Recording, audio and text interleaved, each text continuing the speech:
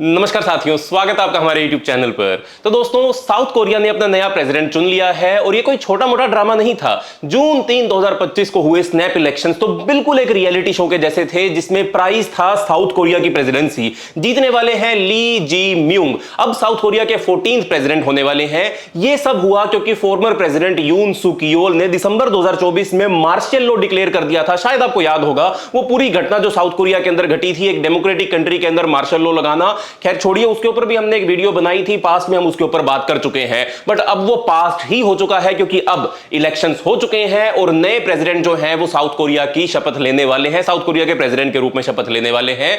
Martial law 21वीं century में वैसे भी कौन ही लगाता है, पाकिस्तान जैसी कंट्रीज लगाती हैं, साउथ कोरिया जैसी कंट्री नहीं लगाती हैं और नहीं लगाना चाहिए था। खैर छोड़िए, वो तो हो चुका है। अब ली म्यूंग के हाथों में है साउथ कोरिया का फ्यूचर। आज हम बात करेंगे उनकी पॉलिसीज, साथ में नॉर्थ कोरिया के साथ उनके प्लान्स और उन मीडिया रिपोर्ट्स के बारे में जो ये बोल रहे हैं कि शायद अब नॉर्थ एंड साउथ कोरिया जो है वो एक हो जाएंगे। वैसे स्पॉइलर अलर्ट मैं आपको पहले ही दे दूं, ये इतना आसान नहीं है जितना सोशल मीडिया के ऊपर आपको लग रहा होगा। पर चलिए इसको डिटेल में डिस्कस करते हैं और जानते हैं कि क्या नए प्रेसिडेंट आने के बाद साउथ कोरिया और नॉर्थ कोरिया एक हो सकते हैं या नहीं हो सकते हैं। पर उससे पहले चैनल का नाम है दिया ये सब, मेरा नाम है राही मेहता। चैनल को अभी सब्सक्राइब कर ले ताकि आप ऐसी इंफॉर्मेटिव वीडियोस देखते रहें। तो चलिए दोस्तों, आज की हमारी इस वीडियो को शुरू करते हैं। ली जी म्यूंग की स्टोरी उनसे स्टार्ट करते हैं और जानते हैं इनकी कहानी के बारे में। ये इनकी जो कहानी है, इनका जो जीवन है वो बिल्कुल एक बॉलीवुड की मूवी के जैसा है, पर उससे भी थोड़ा ज्यादा इंटेंस हो सकता है। आप कह सकते हो कि साउथ इंडिया की मूवी के जैसा इनका पूरा का पूरा जीवन रहा है। ये आदमी जो है वो एक पुअर फैमिली से बिलोंग करते हैं। इनका चाइल्डहुड जो था वो फैक्ट्री वर्कर के रूप में बीता था, यानी कि ये चाइल्ड लेबर के रूप में काम करते थे और उस फैक्ट्री में काम करते हुए इनको इंजरीज भी हो गई थी। फिर इन्होंने लो डिग्री हासिल करी, ह्यूमन राइट्स और लेबर इश्यूज पर बहुत सारा काम किया और धीरे धीरे ये पॉलिटिक्स के अंदर आगे बढ़े। पहले सुंगनम नाम का एक शहर है, उसके ये मेयर बने, फिर ग्योंगी प्रोविंस के गवर्नर भी बने और अब ये प्रेसिडेंट बन चुके हैं। ये तो बिल्कुल रैग्स टू रिचेस वाली कहानी है, लेकिन यहां रिचेस का मतलब हुआ पॉलिटिकल पावर और रैग्स का मतलब हुआ एक ऐसा पास जहां पर सर्वाइवल ही सब कुछ था, यानी कि अपनी आत्मा को अपने शरीर के अंदर रखने के लिए ही इनको इतना काम करना था, इतना काम करना पड़ता था कि उसकी कोई हद ही नहीं थी। अब ली जी म्यूंग की अप्रोच है प्रैग्मेटिक मतलब वो आदमी जो कि अपने आप को, अपने देश को, सबको आगे लेकर जाना चाहता है, प्रैक्टिकल बातें करना चाहता है। मतलब वो कोई फिल्मी हीरो नहीं है जो सब प्रॉब्लम्स को एक पंच से सोल्व कर देंगे, लेकिन प्रैक्टिकल तरीके से काम करने की कोशिश करेंगे। उन्होंने कैंपेन में भी कहा था कि वो एक बैलेंस्ड फॉरेन पॉलिसी लेकर आएंगे, यानी कि यूएस के साथ अलायंस को मजबूत करेंगे, चाइना और रशिया से अननेसेसरीली जो झगड़े हैं वो नहीं करेंगे और नॉर्थ कोरिया के साथ भी थोड़ी सी दोस्ती की कोशिश करेंगे। उनका एक बड़ा प्लान है मिलिट्री हॉटलाइन को वापस शुरू करना, जो नॉर्थ और साउथ कोरिया के बीच एक कम्युनिकेशन चैनल है। ये तो जैसे अपने पुराने दोस्त को व्हाट्सएप पर मैसेज भेजने जैसा हुआ, जिससे आपने लंबे समय से बात नहीं करी, आप व्हाट्सएप मैसेज भेजकर कोशिश करते हो कि शायद कम्युनिकेशन जो है वो दोबारा शुरू हो जाए, और वैसा ही प्लान जो है वो कुछ ये ली जी म्यूंग जो है वो करने की कोशिश करेंगे साथ में दोस्तों। लेकिन यहां रिप्लाई आने की गारंटी जो है वो नॉर्थ कोरिया की तरफ से, किम जोंग उन की तरफ से बिल्कुल जीरो के बराबर है। शायद एक मिसाइल आ जाए, पर व्हाट्सएप के ऊपर मैसेज का रिप्लाई साउथ कोरिया को नॉर्थ कोरिया के द्वारा नहीं आने वाला है। ली का एक और गोल भी है, कोरियन पेनिनसुला को न्यूक्लियर वेपन से फ्री करना, यानी कि एक ऐसा नोबल आइडिया जिसके ऊपर पूरे के पूरे ईस्ट एशिया की पॉलिटिक्स डिपेंड कर सकती है। लेकिन जब हम बात करते हैं किम जोंग उन की, जब किम जोंग उनसे न्यूक्लियर इलाके की बात करनी हो या न्यूक्लियर वेपन की बात करनी हो, तो यह गोल जो है वो थोड़ा मिशन इंपॉसिबल लगता है, क्योंकि वो सन का हुआ आदमी है, सन की आदमी, सठियाया हुआ आदमी है। ना जाने कौन कौन से मिसाइल और कौन कौन से रॉकेट और कौन कौन से हथियार वो लॉन्च करता रहता है। शिप उसकी डूब जाती है तो अपने मिलिट्री जनरल्स को भी फांसी के ऊपर लटका देता है। अरे भैया, नेचुरल डिजास्टर नाम की भी तो कोई चीज होती है। नेचुरली अगर आपकी शिप को कुछ हो गया और वो डूब गई तो इसमें आपके मिलिट्री जनरल, नेवी जनरल का क्या दोष हुआ। खैर छोड़िए, उस पागल की बात फिर कभी किसी और वीडियो के अंदर करेंगे।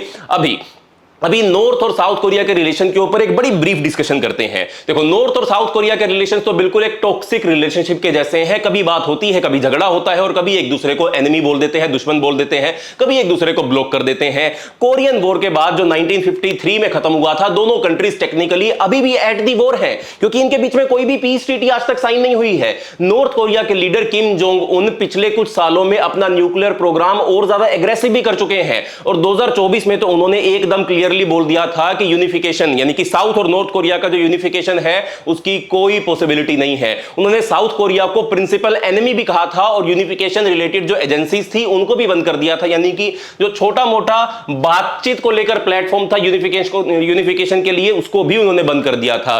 ये तो जैसे अपने ही पड़ोसी को बोलना हो कि अब कभी हम तुम्हारे घर चाय पीने नहीं आएंगे, ना ही कभी तुमको अपने घर चाय पीने के लिए बुलाएंगे, क्योंकि भैया तुम हमारे दुश्मन हो और दुश्मनों के साथ ऐसी चीजें नहीं होती हैं। लेकिन ली जी म्यूंग के इलेक्शन के बाद थोड़ी सी उम्मीद जगी है। उन्होंने प्रॉमिस किया है कि वो नॉर्थ कोरिया के साथ डायलॉग को प्रमोट करेंगे और टेंशंस को कम करेंगे। ये अप्रोच किम जोंग उनके हार्डलाइन स्टांस से बिल्कुल ऑपोजिट है। ली ने यह भी कहा है कि वो नॉर्थ कोरिया में ह्यूमन राइट्स इश्यूज पर फोकस करेंगे, लेकिन थोड़ी सी डिप्लोमेसी के साथ, ताकि कोई बड़ा झटका ना लगे, कोई बड़ा झगड़ा इन दोनों देशों के बीच में ना हो जाए।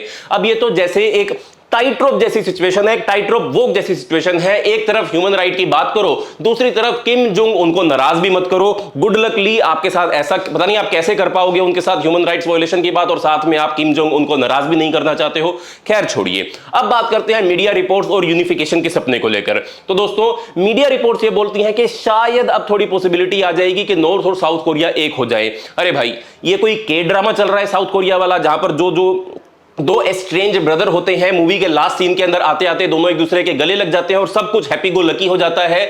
जब मैंने रिसर्च किया या जब मैंने बहुत सारे आर्टिकल्स पढ़े तो मुझे यही पता चला कि भैया कोई सॉलिड रिपोर्ट नहीं है। सोशल मीडिया के ऊपर हवा चल रही है, किसी ने कुछ भी कंफर्म नहीं किया है, ना नॉर्थ की तरफ से ना साउथ की तरफ से कोई भी एक ऑफिशियल रिपोर्ट ऐसी नहीं आई है जो कहती है कि इनके बीच में यूनिफिकेशन हो सकता है। किम जोंग उन ने तो 2024 में बोल ही दिया था कि यूनिफिकेशन का सपना खत्म हो चुका है और साउथ कोरिया का प्राइमरी एनिमी ही नॉर्थ कोरिया है। नॉर्थ कोरिया के एक्शन जैसे बैलून कैंपेन्स हो गए, आपने सुना होगा बड़े बड़े बैलून्स जो है वो साउथ कोरिया की तरफ भेजते हैं सर्वेलेंस करने के लिए, न्यूक्लियर थ्रेट हो गए, मिसाइल्स लॉन्च हो गए, ये सब दिखाता है कि वो किसी भी दोस्ती के मूड में नहीं है। फिर भी ली जी म्यूंग जो नए प्रेसिडेंट बने हैं साउथ कोरिया के, वो अपनी प्रैग्मेटिक पॉलिसीज की वजह से कुछ मीडिया आउटलेट्स और एनालिटिक्स को थोड़ी सी उम्मीद दिखा रहे हैं। वो बोल रहे हैं कि शायद फ्यूचर में रिलेशंस बेहतर हो सकता है, लेकिन यूनिफिकेशन वो तो भैया किसी भी तरीके से पॉसिबल नहीं है। कोई मूवी का सीन है और वो यहां पर होने वाला नहीं है। ली का फोकस है डायलॉग और टेंशन रिडक्शन पर, ना कि बड़े यूनिफिकेशन ड्रामा पर। और जब बात किम जोंग उनसे करनी हो तो ये प्लान भी काफी चैलेंजिंग हो जाता है। बात करना ही उनसे इतना मुश्किल है जैसे एक ग्रम्पी अंकल हो, एक पुराना सा आपका मौसा हो, फूफा हो, जिसको आपको मनाना हो और मनाने के लिए आपको बहुत कुछ करना पड़ेगा, पर वो बिल्कुल भी आपकी बात सुनने के लिए तैयार नहीं होते हैं। वही हाल है किम जोंग उनका भी। पर दोस्तों, साथ में क्या क्या चैलेंजेस साउथ कोरिया के नए प्रेसिडेंट को फेस करने पड़ेंगे। ली जी म्यूंग की प्रेसिडेंसी के सामने बहुत सारे चैलेंजेस हैं, पूरा माउंटेन पहाड़ है चैलेंजेस का।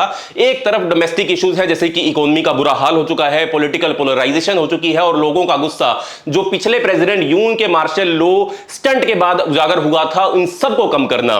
दूसरी तरफ जियोपॉलिटिकल टेंशन है, जैसे कि अमेरिका के प्रेसिडेंट डोनाल्ड ट्रंप ने, वो भी एक अलग तरीके के इंसान है, उन्होंने साउथ कोरिया जो उनका एक खास अलाई है उस पर भी 25% टैरिफ जो है वो लगा दिए हैं। और ऊपर से नॉर्थ कोरिया के थ्रेट्स जो हर दूसरे दिन कोई ना कोई नया ड्रामा जो है, नई मिसाइल जो है वो शुरू कर देता है, लॉन्च कर देता है। इन सब चीजों से नए प्रेसिडेंट को निपटना पड़ेगा। ली का प्लान है यूएस साउथ कोरिया अलायंस को मजबूत रखना और साथ ही नॉर्थ कोरिया के साथ डायलॉग को प्रमोट करना। ये तो जैसे एक डिप्लोमेटिक जगल हो, एक हाथ में अमेरिका और दूसरे हाथ में नॉर्थ कोरिया और बीच में इकोनॉमी का एक बड़ा सा विस्फोट। अगर वो इसमें सक्सेसफुल हो गए तो ये कोरियन पेनिनसुला के लिए एक बड़ा चेंज हो सकता है, लेकिन ये प्रोसेस स्लो होगा, इतना आसान होने वाला नहीं है, जल्दी जल्दी होने वाला नहीं है। और यूनिफिकेशन अभी के लिए तो बस एक सपना ही लगता है, जैसे कि हम सब फ्लाइंग कार्स का सपना कितने सालों से देख रहे हैं और हमारे हाथ में सिर्फ ट्रैफिक ही है, हमारे सामने सिर्फ ट्रैफिक ही है। फ्लाइंग कार जैसे नहीं आई वैसे ही यूनिफिकेशन का सपना सपना ही रह जाएगा। तो दोस्तों, कंक्लूड करते हैं आज की वीडियो। साउथ कोरिया के नए प्रेसिडेंट ली जी म्यूंग और उनके नॉर्थ कोरिया के साथ रिलेशंस का पुराना किस्सा भी रहा है। वैसे तो ली जी म्यूंग ने अपने प्रैग्मेटिक अप्रोच से नई उम्मीद जगाई है कि शायद नॉर्थ और साउथ कोरिया के बीच थोड़ी सी दोस्ती हो जाए, लेकिन मीडिया रिपोर्ट्स जो यूनिफिकेशन की बात करती हुई दिखती हैं वो थोड़ी सी ओवर रिएक्टिंग लगती हैं। किम जोंग उनका मूड तो ऐसा ही है जैसे वो साउथ कोरिया के साथ एक कॉफी डेट पर भी नहीं जाना चाहते, बातचीत भी नहीं करना चाहते, तो यूनिफिकेशन तो दूर की बात है। ली के सामने चैलेंजेस का पूरा माउंटेन है, इकोनॉमी, पॉलिटिक्स, पॉलिटिक्स और जियो पॉलिटिक्स इन सब का ड्रामा है, क्या वो इस सब को हैंडल कर पाएंगे? क्या वो डोनाल्ड ट्रंप के टैरिफ्स और किम जोंग उनके टेंट्रम्स को एक साथ जगल कर पाएंगे? ये तो टाइम ही बताएगा। अभी के लिए हम बस यही कह सकते हैं कि ली को गुड लक चाहिए और हम उसे best of luck, good luck बोल भी देते हैं और हमें पॉपकॉर्न लेकर बैठने के लिए तैयार हो जाना चाहिए, क्योंकि ड्रामा अभी शुरू ही हुआ है और पिछले आने वाले 4-5 साल तक ये नया ड्रामा चलता रहेगा। तो चलिए दोस्तों, ये था हमारा आज का एनालिसिस। मिलते हैं अगली वीडियो के अंदर, तब तक के लिए बाय बाय, धन्यवाद, जय हिंद। चैनल को लाइक, वीडियो को लाइक करें, चैनल को सब्सक्राइब करें और अगली वीडियो को देखने के लिए अपने नोटिफिकेशन आइकन को जरूर प्रेस कर दें। Bye bye.